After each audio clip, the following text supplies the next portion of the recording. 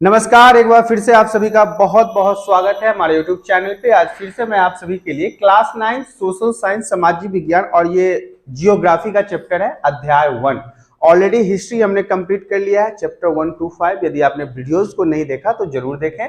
ये अध्याय 1 है जिसका नाम है जियोग्राफी के चैप्टर का कि भारत आकार और स्थिति, अर्थात हमारे भारत की जो आकार है, साइज है और किस प्रकार से इसकी भौगोलिक स्थिति है, हमारे भारत के चारों तरफ कौन कौन सी जलवायु है, वातावरण कैसे है, कौन सा पहाड़ है, कौन सा देश है, इन सभी चीजों के बारे में पढ़ेंगे। हालांकि आप यहाँ पे थंबनेल में देख भी रहे हैं कि यही हमारा एक पूरे ग्लोब का इमेज दर्शाया गया है और ये बिल्कुल नए सिलेबस के हिसाब से बनाया गया है, तो बहुत इंपॉर्टेंट है आपके एग्जाम के लिए। सबसे पहले स्लाइड में बढ़िए। सबसे पहला स्लाइड जो है वो हमारा कहता है विश्व मानचित्र पर भारत की स्थिति। मतलब पूरे विश्व में तो आपको पता है कि कई सारे देश हैं, बहुत सारे देशों का एक समूह है हमारा विश्व। इसमें हमारा जो देश भारत है उसकी स्थिति क्या है, विश्व मानचित्र पर भारत की स्थिति। तो इसे समझाने से पहले मैं आपको थोड़ा सा एक स्लाइड और आगे लेके चलता हूं। आगे की स्लाइड में दिखाता हूं कि देखिए ये जो हमारा है ना, पूरे एक ग्लोब का मैंने वीडियो लिया है आपके लिए। देखिए ये जो पूरा ग्लोब है, अब इस ग्लोब में जो हमारे कहीं ना कहीं हमारा भारत भी तो एग्जिस्ट करता है ना इस ग्लोब पे। तो इस ग्लोब पे जो भारत की स्थिति है, अब एग्जांपल के लिए मान लीजिए कि यहाँ है भारत, यहाँ है भारत, यहाँ है भारत, तो कहीं ना कहीं तो भारत है ना, कहीं ना कहीं तो हमारा इंडिया है ना। तो उसकी स्थिति क्या है, उसकी भौगोलिक स्थिति क्या है, उसका क्षेत्रफल कितना है, उसके आसपास में क्या है, कौन से पहाड़ हैं, कौन से पर्वत है, ये आपको ग्लोब दिखाई दे रहा होगा। चलिए पहले वाले स्लाइड में चलते हैं ताकि आपको समझाने में सही हो। तो विश्व के मानचित्र पर, पूरे विश्व का जो नक्शा है, जो ग्लोब है, जो मानचित्र है, उस पर भारत की स्थिति 8 डिग्री 4 के हिसाब से है। मतलब देखिए ग्लोब का जो अपना मापने का या घूमने का या जो वो घूमता है अपने अक्ष पर, उसके हिसाब से 8 डिग्री के हिसाब से यहाँ पे इसको रखा गया है। उत्तरी अक्षांश से लेकर 37 डिग्री उत्तरी अक्षांश के बीच तथा पश्चिमी में 68 डिग्री पूर्वी देशांतर तक लेकर ये 97.25 तक आपको पूर्वी देशांतर के बीच में। मतलब ये जो आपको पॉइंट्स दिख रहे हैं, ये अभी जो आपको मैंने ग्लोब समझाया था, ग्लोब दिखाया था, इसके ऊपर एग्जिस्ट करता है। आपके समझ में हो सकता है नहीं आ रहा होगा, लेकिन मैं आपको एक अच्छा एग्जांपल देता हूं। अगर आपसे पूछा जाए कि अभी आप कहां हो, तो आप तो बताओगे ना मैं क्लासरूम में हूं। अब क्लासरूम की स्थिति क्या है, तो क्लासरूम की स्थिति इस दीवार से लेके इस दीवार के बीच में ही तो कहीं आप होगे। इस दीवार से इस दीवार के बीच में ही एग्जिस्ट करते हो ना। या ऐसा तो नहीं है कि छत पे लटके हुए हो या रूम से बाहर हो और कह रहे हो कि मैं क्लास में हूं, ऐसा तो कुछ हो ही नहीं सकता है। तो यहाँ पे समझने वाली बात है कि जैसे ये कमरा है, ऐसे भारत भी तो हमारा एक देश, अपना घर है ना, तो वो भी तो ग्लोब कहीं पे कहीं ना कहीं एग्जिस्ट करता होगा ना। किस जगह से किस जगह तक करता है, तो वो यहां से शुरू होता है और यहाँ के बीच में एग्जिस्ट करता है। जैसे मैंने भी आपको समझाया कि आप इस दीवार से इस दीवार के बीच में एग्जिस्ट करते हो।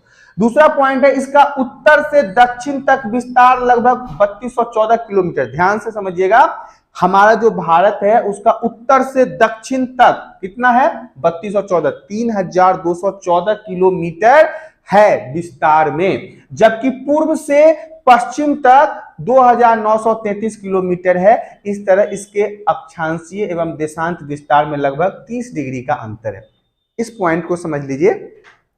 अब देख लीजिए कि हम अब एक बार चले जाते हैं अपने नेपाल के बॉर्डर पे। ठीक है, अब नेपाल के बॉर्डर पे चले जाते हैं और वहां से हम शुरुआत करते हैं कर्नाटक तक का, क्योंकि एक छोर ये है और दूसरा छोर वो है। समझिएगा, हमारा जो भारत है उसके कई सारे छोर तो है ना। तो एक छोर मान लो कि हम नेपाल के बॉर्डर पे मधुबनी, सीतामढ़ी या जयनगर, इन सभी को ले लेते हैं, तो ये तो हमारे भारत का हिस्सा है। वहां से कर्नाटक या केरल तक चलते हैं, क्योंकि केरल के बाद समाप्त हो जाता है, समुद्र आ जाता है। बेंगलोर के बाद भी समुद्र आ जाता है। उसके बाद श्रीलंका, समुद्र के उस पार श्रीलंका है, जहां पे हनुमान जी कूद के पहुंच गए थे सीता मैया को लाने। तो समझिएगा ध्यान से, एक छोर से दूसरे छोर के बीच में जो ये विस्तारित सीमा है ना, ये किलोमीटर में आपको दर्शाया गया और दोनों के बीच में जो अंतर है वो 30 डिग्री का है, ये आप याद रखिएगा। तीसरा पॉइंट कहता है मुख्य भूभाग से दक्षिण पूर्व में, मुख्य रूप से जो भूभाग है उससे दक्षिण पूर्व में अंडमान एवं निकोबार द्वीप समूह हमारे भारत का हिस्सा है। आपने अगर नहीं पढ़ा हमारे केंद्र शासित प्रदेश का नाम तो जरूर पढ़ें, क्योंकि केंद्र शासित प्रदेश में आपको कहीं ना कहीं अंडमान एवं निकोबार द्वीप समूह का नाम दिया गया है। यहां से लेके बंगाल की खाड़ी तथा दक्षिण पश्चिम में लक्षद्वीप समूह अरब सागर में स्थित है। ये तीनों पॉइंट आपके ग्लोब के बातों को आपको सही तरीके से समझा देगा। पहला तो ये है कि किस डिग्री से किस डिग्री तक हमारा क्षेत्रफल फैला हुआ है, दूसरा है ये किलोमीटर में बता दिया कि इतने किलोमीटर से इतने किलोमीटर तक फैला हुआ है, और तीसरे में ये बता दिया कि बंगाल की खाड़ी में और अरब सागर में कौन कौन से द्वीप समूह मौजूद हैं। तो ये तीनों पॉइंट इंपोर्टेंट है। अगले स्लाइड में बढ़ते हैं। अगला स्लाइड हमारा देखिए, ये ग्लोब था, तो ग्लोब तो ऑलरेडी मैंने आपको समझा दिया है, ग्लोब के बारे में आपको बता दिया है कि इसी ग्लोब पे हमारा जो है वो भारत एग्जिस्ट करता है। अब इसकी लंबाई चौड़ाई कितनी है वो समझ में आ गया, कितने डिग्री पर है वो समझ में आ गया। तो आगे की स्लाइड में हम आपको बताते हैं कि भारत का आकार, साइज, भारत का आकार, साइज, जैसे कि आपके बारे में अगर आप स्टूडेंट हो तो आपसे पूछा जाएगा कि आपकी लंबाई कितनी है, तो आप कहोगे ना मेरा लंबाई 5 फुट है, 6 फुट है, 6 पॉइंट समथिंग है। वजन पूछा जाएगा, बोलोगे 40, 45, 80, 70, 65, अलग अलग होता है। ऐसे ही हमारे भारत का जो, इंडिया का जो हमारा आकार है, साइज है, उसके बारे में जानेंगे। भारत का क्षेत्रफल 32.8 वर्ग किलोमीटर है। भारत का क्षेत्रफल, कुल क्षेत्रफल 32.8 लाख वर्ग किलोमीटर है। ध्यान समझिएगा, आपने मैथ में कई बार पढ़ा होगा कि आयत का क्षेत्रफल निकालिए, वर्ग का क्षेत्रफल निकालिए, परिधि निकालिए, निकालते हैं ना, क्षेत्रफल निकालते हैं ना, जैसे पाई आर स्क्वायर, वृत्त का, हाफ का 1/2 पाई आर स्क्वायर। ऐसे ही अगर हम क्षेत्रफल की बात करें तो पूरे भारत का क्षेत्रफल जो है वो 32.8 लाख वर्ग किलोमीटर है। इंपोर्टेंट, VVI 1 नंबर में बिल्कुल याद कर लीजिए। और भारत विश्व का 7वां बड़ा देश है। VVI 1 नंबर का ये भी याद कर लीजिए कि भारत जो है वो पूरे विश्व में जितने भी देश है उसमें नंबर 7 नंबर पे आता है। इसके अलावा जो विश्व के कुल भौगोलिक क्षेत्र का 2.4%, पूरे विश्व का जो भी भूगोल है, जो भी जियोग्राफी है, उसका लगभग 2.5% तो हमारा भारत ही है। बहुत सारे देश हैं विश्व में, बहुत सारे देश हैं, बहुत सारे देशों के नाम आप जानते भी होंगे और बहुत सारे देश के नाम आप नहीं भी जानते होंगे। कोई बात नहीं है, जानते हैं तो भी ठीक, नहीं जानते हैं तो भी ठीक, लेकिन ये याद रखना है कि पूरे विश्व में जितने भी देश हैं उनके भौगोलिक हिस्से का 2.4 या फिर ऐसे याद रखिए कि 2.4% सिर्फ और सिर्फ हमारा इंडिया है, हमारा भारत है। इसके अलावा आपको जानना है कि भारत की स्थल सीमा रेखा जो है, स्थल जहां पे पानी नहीं है, जमीन है, वो 15,200 किलोमीटर और समुद्र तट रेखा अंडमान एवं निकोबार द्वीप समूह तथा लक्षद्वीप के साथ यहाँ पे 7516.6 किलोमीटर है। 15,200 और 7516 किलोमीटर इतना हमारा स्थल है। स्थल मतलब जहां पे पानी नहीं है, सूखा है, जहां पे इंसान रहते हैं, जीव जंतु रहते हैं। अब जीव जंतु की तो बात करें तो वो तो जल में भी रहते हैं, लेकिन इंसान, मनुष्य, प्राणी जो हैं वो तो स्थल में रहेंगे ना। अब दूसरा है भारत के उत्तर पश्चिम। ध्यान से हर एक पॉइंट को समझिए, आपके लिए हर एक पॉइंट इंपॉर्टेंट है। हर एक पॉइंट एग्जाम में आपसे कुछ भी पूछा जा सकता है, क्योंकि जियोग्राफी बहुत बड़ा बुक भी नहीं है आपके पास, और ना बड़े बड़े चैप्टर हैं। बहुत छोटे चैप्टर से ही आपको बहुत अच्छे अच्छे क्वेश्चन पूछे जा सकते हैं। इसलिए आपके पास एक गोल्डन अपॉर्चुनिटी है कि आप इन सब चीजों को समझ ले, ताकि आपके एग्जाम के लिए काफी ये महत्वपूर्ण हो। तो भारत के उत्तर पश्चिम, उत्तर तथा उत्तर पूर्वी सीमा पर नवीनतम वलित पर्वत है, नए बने हुए पर्वत, नया बना हुआ पर्वत है, पहाड़ है, पर्वत मतलब पहाड़, वलित मतलब बना हुआ। इसके दक्षिण का भूभाग उत्तर में चौड़ा है, मतलब ज्यादा लंबा इसका खींचा हुआ है, और 22 डिग्री उत्तरी अक्षांश से हिंद महासागर की ओर संकरा होता गया। संकरा का मतलब होता है पतला। पहले बहुत चौड़ा था, उसके बाद जैसे जैसे हिंद महासागर की तरफ बढ़ा है तो ये पतला होता गया है। संकरा का मतलब पतला होता है। इसके पश्चिम में अरब सागर है, याद रखिएगा, पश्चिम में अरब सागर और पूर्व में बंगाल की खाड़ी है। दो दो बड़ी बड़ी समुद्र हैं। तीसरा कह रहा है कि भारत के पूर्व पश्चिम का विस्तार उत्तर दक्षिण के विस्तार की अपेक्षा कम प्रतीत होता है। पूरा पश्चिम में जितना हमने विस्तार कर रखा है ना, उतना ही अगर हम उत्तर दक्षिण की बात करें तो उतना विस्तार नहीं हुआ है, संकरा होता गया, छोटा होता गया। 82 डिग्री और 30 पूर्व देशांतर रेखा को भारत की मानक यमोत्तर माना गया है, जो कि उत्तर प्रदेश के मिर्जापुर से गुजरती है। इंपोर्टेंट बीबीआई याद रखिएगा। आपसे अगर क्वेश्चन पूछ दे यमोत्तर रेखा कहां से गुजरता है, तो आप बताएंगे उत्तर प्रदेश के मिर्जापुर जिले से जो रेखा गुजरती है वो यमोत्तर माना गया है। और इंपोर्टेंट भी है, उत्तर प्रदेश मिर्जापुर से गुजरती है। कौन सी रेखा? यमोत्तर रेखा। और भारत की मानक यमोत्तर रेखा भी इसे कहा जाता है। चौथा पॉइंट कहता है गुजरात से अरुणाचल प्रदेश के स्थानीय समय में 2 घंटे का अंतर है। वाह कमाल। गुजरात से अरुणाचल प्रदेश के स्थानीय समय में, गुजरात हमारे भारत का राज्य, अरुणाचल प्रदेश हमारे भारत का राज्य, फिर भी दोनों के समय में कितना घंटा? 2 घंटा का अंतर है। मतलब यहां अब अगर 4 बज रहा है वहां 6 बज रहा है तो 8 बज रहा है 10 बज रहा है 12। मतलब जहां लोग खाने जा रहे हैं वहां लोग सोने जा रहे हैं, वहां लोग अभी सोच रहे हैं कि सो के उठेंगे, ऑलरेडी वहां पे लोग उठ चुके हैं, तैयारी झाड़ू वगैरह लग चुका है, नाश्ता तैयार है। तो मतलब एक ही देश में 2 अलग अलग राज्य में 2 घंटे की दूरी क्यों, 2 घंटे का समय अंतराल क्यों है?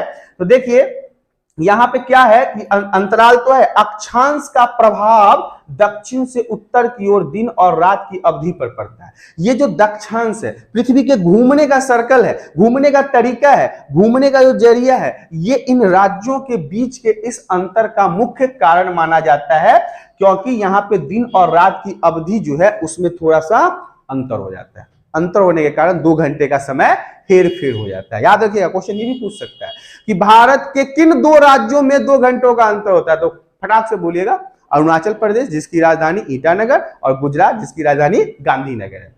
इसके अलावा भारत की समुद्री सीमा मुख्य भूमि से 12 समुद्री मील अर्थात लगभग 21.9 किलोमीटर तक है। इसे ध्यान से समझिएगा, ये पॉइंट है भारत की समुद्री सीमा।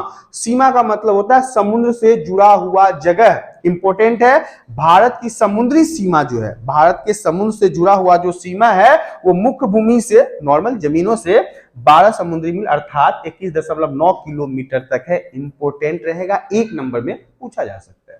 तो ये भारत के आकार था, आशा करता हूं समझ में आया होगा। आगे की स्लाइड में बढ़ते हैं। अगला स्लाइड हमारा कहता है कर्क रेखा, वीवीआई रहेगा। Very very very important, 1 number 2 number में पूछेगा, या फिर आपको ऑब्जेक्टिव में पूछ ले, लेकिन पूछेगा फिल इन द ब्लैंक्स में पूछ लेगा, या 2 नंबर का क्वेश्चन ही डाल देंगे कर्क रेखा से क्या समझते हैं। तो वहां पे आप बताइएगा कर्क रेखा या 23 डिग्री 30 उत्तरी अक्षांशकृत देश को 2 बराबर भागों में बांटती है। कर्क रेखा को पहले आप समझिए कि देश को 2 बराबर भागों में बांटती है, बिल्कुल समतल। जैसे एक अंडा ले लीजिए, अंडा को आपने उबाल लिया, अब 2 भाई खाने वाले हैं तो क्या करोगे? थोड़ा सा भी अगर छोटा टुकड़ा छोटे भाई को दे के देखो फिर क्या होता है, जो लड़ाई हो जाएगा। तो मम्मी उसको बराबर चाकू से 2 भागों में काटती है, कहती है लो दोनों बेटा खा लो। तो कर्क रेखा जो है ये 23 और 30 पे उत्तरी अक्षांश में देश को 2 बराबर भागों में बांटता है। क्या कहलाता है? कर्क रेखा कहलाता है। कर्क रेखा जहां से गुजरती है उन राज्यों के नाम वीवीआई। देखिए कर्क रेखा के बारे में मैंने आपको ऑलरेडी बता दिया है कि कर्क रेखा पूछा जाएगा। इसका मतलब आप ये मत समझिएगा कि सिर्फ और सिर्फ कर्क रेखा है। कर्क रेखा से जुड़ा ये भी क्वेश्चन है, ये भी पूछा जा सकता है। कर्क रेखा गुजरात, राजस्थान, मध्य प्रदेश, छत्तीसगढ़, झारखंड, पश्चिम बंगाल, त्रिपुरा और मिजोरम राज्यों से होकर गुजरती है। अब आप सोच रहे होंगे कि भैया ये 2 राज्यों की बात थी, 2 राज्यों के बीच से गुजरती कोई ऐसी रेखा थी तो, या फिर एक राज्य के बीचों बीच गुजर जाती। तो ये रेखा कोई हमने थोड़ी ना बनाया है, हमने नाप के थोड़ी ना बनाया है, ये तो सीधी दिशा में जा रही है। तो ये कौन कौन से राज्यों से गुजरती है? गुजरात, राजस्थान, मध्य प्रदेश, छत्तीसगढ़, झारखंड, पश्चिम बंगाल, त्रिपुरा और मिजोरम राज्यों से होकर गुजरती है। कौन सी रेखा? कर्क रेखा। काम क्या है? देश को बराबर बराबर 2 हिस्सों में बांट दिया है। कितने डिग्री पे? 23 डिग्री और 30 पे। याद रखिएगा, वीवीआई रहेगा। आगे की स्लाइड में बढ़ते हैं। अगला स्लाइड हमारा कहता है भारत के पड़ोसी देश। जानना जरूरी है, एग्जाम के पर्पज से नहीं, कोई पूछ ही दे। अक्सर हमारे यहाँ होते हैं मामा ताऊ फूफा फूफी, जो आती है ना वो कुछ ना कुछ ऐसा क्वेश्चन पूछ देगी ना कि दिमाग ही खराब हो जाएगा। आप सोचोगे यार क्या पूछ रही है इसमें। अब हम बात कर लेते हैं भारत के पड़ोसी देश। पड़ोसी देश का मतलब जानते हैं ना कि हमारे देश के पड़ोस में कौन कौन सा देश है। अक्सर हम अगर यही पूछ रहे कि आपके पड़ोसियों का नाम क्या है, तो आप बताओगे ना आपके रूम के बगल में, आपके घर के बगल में कौन कौन से लोग रहते हैं, पूछोगे ना, आप उनके नाम बताओगे ना। ऐसे ही आपके देश के बगल में कौन कौन से देश रहते हैं। जैसे कि राज्य का ही नाम ले लिया, मैं बिहार का रहने वाला हूं तो हमारे पड़ोसी राज्यों के नाम बताओ। उत्तर प्रदेश है, पश्चिम बंगाल है। इसके अलावा हमारे झारखंड भी है, झारखंड, उत्तर प्रदेश, पश्चिम बंगाल, ये सभी हमारे बिहार के चारों तरफ के राज्य के नाम है। तो ये हमारे पड़ोसी राज्य हो गए। अब अगर हम देश के नाम पूछ लिए तो देश के नाम में हमारे एक बगल पाकिस्तान है, बांग्लादेश है, चाइना है, नेपाल है। तो ये सब हमारे पड़ोसी मुल्क नहीं हो गए जो हमारे पड़ोस में बसते हैं। तो भारत में 28 राज्य हैं और 9 केंद्र शासित प्रदेश हैं तथा अपनी भूमि सीमा इनके साथ बांटते हैं। मतलब इन सभी राज्यों के साथ इनकी सीमाएं लगती है। उत्तर पश्चिम में क्या है? पाकिस्तान है और अफगानिस्तान है। भारत के उत्तर पश्चिम में क्या है? पाकिस्तान और अफगानिस्तान, ये हमारे पड़ोसी देश हो गए। उत्तर में नेपाल, चीन और भूटान है जिससे हमारी सीमाएं लगती है, जिससे हमारे भारत देश की जमीनें सटी हुई है, बॉर्डर है इनके साथ। पूर्व में क्या है? म्यांमार और बांग्लादेश है, पड़ोसी हैं हमारे। दक्षिण में क्या है? श्रीलंका और मालदीव है। तो ये हमारे पड़ोसी मुल्क हैं, पड़ोसी देश हैं हमारे भारत के। इन्हें भी आप याद कर लीजिएगा। भारत और श्रीलंका के बीच में छोटा समुद्री रास्ता पाक जल संधि था, मनमार की खाड़ी है। देखिए आपको पता, मैंने अभी आपको बताया केरल के बाद समुद्र है और ये जो श्रीलंका है वो द्वीप पे बसा हुआ है। मतलब समुद्र के बीच में जो खाली स्थान होता है ना, उस पे बसा हुआ है। तो डायरेक्ट तो रास्ता कोई है नहीं, लेकिन भारत से समुद्र के माध्यम से, जल के माध्यम से लोग वहां पे आते जाते हैं। श्रीलंका को अलग करता है यही संधि। मालदीव लक्षद्वीप समूह के दक्षिण में स्थित है और प्रायद्वीप भूमि का एक टुकड़ा है। द्वीप का एक छोटा सा टुकड़ा है जो एक तरफ से भूमि से जुड़ा हुआ है और तीन तरफ से पानी से घिरा हुआ है। तीन तरफ से पानी है और एक तरफ से उसका जमीन है। तो ये ऐसे ही घिरा हुआ है। तो ये भारत के पड़ोसी देशों के बारे में था।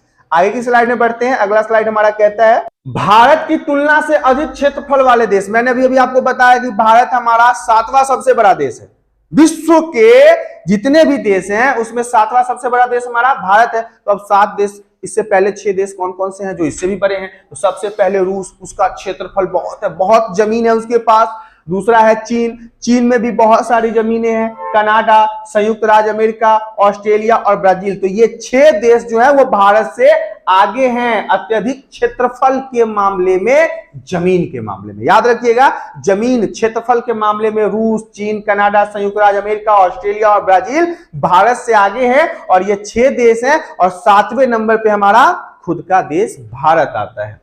तो ये भारत की तुलना में सबसे अधिक क्षेत्रफल वाले जगह थे। इस सबको याद कर लीजिएगा, बिल्कुल आपके एग्जाम के लिए इंपॉर्टेंट है। आगे की स्लाइड में बढ़ते हैं। अगला स्लाइड हमारा कहता है हिंद महासागर में भारत की केंद्रीय स्थिति से भारत को लाभ। अब हिंद महासागर समुद्र है, उसमें जो भारत की केंद्रीय स्थिति है, बीच की स्थिति है, इससे भारत को क्या फायदा है, भारत को क्या लाभ है, क्या इसको मजा मिल रहा है इससे? तो देखिए, इसने ट्रांस हिंद महासागर मार्गों के कारण भारत को एक राजनीतिक लाभ दिया है विश्व स्तर पर। एक ऐसा रास्ता जो सिर्फ और सिर्फ दूसरे देशों के लिए भारत ही बना सकता है। भारत को टैक्स मिलेगा, भारत से होते हुए जाएंगे, भारत में व्यापार बढ़ेगा और भारत का मान प्रतिष्ठा बढ़ेगा, जो पश्चिम में यूरोप के देशों और पूर्वी एशिया के देशों को जोड़ता है। कौन? यही महासागर, हिंद महासागर। और यहां हम क्या कर रहे हैं? राज कर रहे हैं हिंद महासागर में भारत। और भारत नाम भी देखिए ना, हिंद मिलता है ना हमारे हिंदुस्तान से। तो अब ये 2 अलग अलग मतलब महादेशों को जोड़ने का काम करता है, एक तरफ यूरोप का, एक तरफ इधर दूसरा पूर्वी एशिया को। तो इससे लाभ भारत को प्राप्त होता है। दक्कन प्रायद्वीप हिंद महासागर में फैला हुआ है, जो भारत को पश्चिमी तट से पश्चिम एशिया, अफ्रीका, यूरोप के साथ अन्य पूर्वी तट से दक्षिण पूर्व एशिया के साथ निकट संपर्क स्थापित करने में मदद करता है। अलग अलग बड़े बड़े देशों को आपस में जोड़ने का काम कौन करता है? हिंद महासागर। देखिए, इतने सारे बड़े बड़े यहाँ पे महादेश हैं, देश हैं, जिनको आपस में निकटता लाने का काम, निकटता मतलब आपस में जोड़ने का काम, रिलेशन बनाने का काम, संबंध बनाने का काम कौन करता है? यही हिंद महासागर करता है। तीसरा है विशाल तटरेखा और प्राकृतिक बंदरगाहों ने अपने पड़ोसी और दूर के देशों के साथ व्यापार और वाणिज्य करने में भारत को लाभान्वित किया। मैंने अभी ऑलरेडी बताया था ना कि बीच में हम हैं, हमसे गुजरते हुए तुम भी जाओगे, इधर से भी गुजरते हुए जाओगे। तो अरे यार, हम भारत के लोग चाय पानी के लिए तो पूछ ही लेंगे ना, अर्थात व्यापार के लिए तो पूछ ही लेंगे। कोई भी व्यक्ति लंबा जर्नी करना नहीं ना चाहता है भाई। अब जैसे मुझे यहां से अब बिहार तक जाना है, तो ऐसा थोड़ी ना कि यहाँ पे बाइक पे बैठा सीधा बिहार में जाकर रुकूंगा, नहीं, बीच में उत्तर प्रदेश में रुकूंगा, मैं दिल्ली में रहता हूं, घर मेरा बिहार है, लेकिन बीच में कहां रुक रहा हूं? उत्तर प्रदेश में। वहां पे क्या करूंगा? उतर के खाना खाऊंगा, चाय पीऊंगा, व्यापार बढ़ा ना वहां के लोगों का। जो हाईवे के किनारे चाय की दुकान है, सिगरेट की दुकान है, गुटखा का दुकान है, पान बीड़ी का दुकान है, उनका दुकान में सामान बिकता है कि नहीं? रात में लोग उतरते हैं, कोई छुट्टा लेता है, कोई चाय लेता है, कोई खाना खाता है। तो ऐसे में क्या होता है? उनका व्यापार बढ़ रहा है ना। तो बीच में हम, समुद्र में भारत, एक तरफ यूरोप, एक तरफ एशिया। भाई आके व्यापार का रुकोगे ना, चाय पानी पियोगे ना। अब कोई जहाज से जाता है तो चाय पानी पीने थोड़ी ना आएगा, व्यापार करने आएगा। वाणिज्य बढ़ेगा, हमारा व्यापार बढ़ेगा। और अगला पॉइंट है, इसने भारत को एशियाई महाद्वीप के बाकी हिस्सों की तुलना में एक अलग जलवायु दी है। जलवायु का भी प्रभाव है। जलवायु बहुत महत्वपूर्ण स्थान रखता है एक देश को समृद्ध बनाने में। अगर मान लो हमारे भारत में सिर्फ और सिर्फ ठंडा पड़ जाए, बर्फ ही बर्फ, चारों तरफ व्हाइट व्हाइट एकदम ढक जाए, खत्म, मामला ही सेट हो जाएगा सबका। पूरा बर्फ पड़ जाए तो हम जी पाएंगे? कोई काम कर पाएंगे? कहीं जा भी नहीं पाएंगे। दूसरी तरफ अगर बात करें, खूब बारिश ही हो जाए, सब दहा जाए, ले खत्म, उससे कुछ हो पाएगा? चलो, गर्मी ही इतना हो जाए कि आग लगने लगे, आदमी निकले और धक धक धक जलना शुरू हो जाए, खत्म। तो जलवायु इंपोर्टेंट है। थोड़ा सा गर्मी, थोड़ा सा ठंडा, थोड़ा सा बरसात, इसी को तो कहते हैं खट्टा मीठा जीवन। मतलब अब बिल्कुल तीखा कोई तेल दे मुंह में तो खाया जाएगा? बिल्कुल मिठाई चीनी का बोरा डाले जा रहा है, ले खा खा। थोड़ा सा इमली वाला स्वाद हो, थोड़ा सा खट्टा, थोड़ा सा मीठा, तो वो खाने में मजा आता है ना। तो यही है जलवायु के बारे में, एग्जाम्पल के रूप में मैंने समझाया। आप लोग इसे खट्टा मीठा सीरियस मत ले लीजिएगा। आगे की स्लाइड में बढ़ते हैं। अगला स्लाइड हमारा कहता है भारत तथा विश्व। अब पूरे विश्व में हमारे भारत की क्या पहचान है, भारत कैसे एग्जिस्ट करता है, क्या है भारत का, इसके बारे में जानते हैं। पहला पॉइंट है, भारतीय भूखंड एशिया महाद्वीप के पूर्व और पश्चिम के मध्य में स्थित है। याद रखिएगा, भारतीय भूखंड मतलब भारत का जमीन एशिया महाद्वीप के पूर्व और पश्चिम के मध्य में, बीच में स्थित है। हिंद महासागर जो कि पश्चिम यूरोपीय देशों और पूर्वी एशियाई देशों को मिलाता है, भारत को केंद्रीय स्थिति प्रदान करता है, बीच का, मध्य स्थिति, केंद्र का स्थिति प्रदान करता है। दूसरा पॉइंट कहता है दक्षिण का पठार, पठार मतलब पहाड़, दक्षिण का पठार मतलब पहाड़, हिंद महासागर में शीर्षवत फैला हुआ है, बहुत ऊंचा ऊंचा फैला हुआ है। और पश्चिम एशिया, अफ्रीका, यूरोप के देशों के साथ साथ पूर्वी तट के माध्यम से निकटतम संबंध बनाए हुए है, सभी को आपस में जोड़ता है, व्यापार के लिए, वाणिज्य के लिए, राजनीतिक महत्व के लिए, देश की संतुलन शक्ति बनाने के लिए। अगला पॉइंट हमारा है, हिंद महासागर में किसी भी की तटीय सीमा भारत जैसी नहीं है। हिंद महासागर में जितना अच्छा सीमा भारत का है हमारा, उतना किसी दूसरे देश का नहीं है, क्योंकि हम कई सारे देशों के साथ अपना साझा संबंध बनाते हैं। भारत की इसी महत्वपूर्ण स्थिति के कारण हिंद महासागर का नाम इसी के नाम पे रखा गया। मैंने आपको पहले बताया था, हिंदुस्तान के हिसाब से ही समुद्र का नाम हिंद महासागर रखा गया। भारत का विश्व के देशों के साथ संपर्क युगों पुराना है। आज से हम थोड़ी ना कह रहे हैं कि हम तुमको जानते हैं, बहुत साल पहले से भारत का संबंध विश्व के दूसरे देशों से है, परंतु यह संबंध समुद्री जल मार्गों की अपेक्षा भूभाग से होकर था, जमीन से था।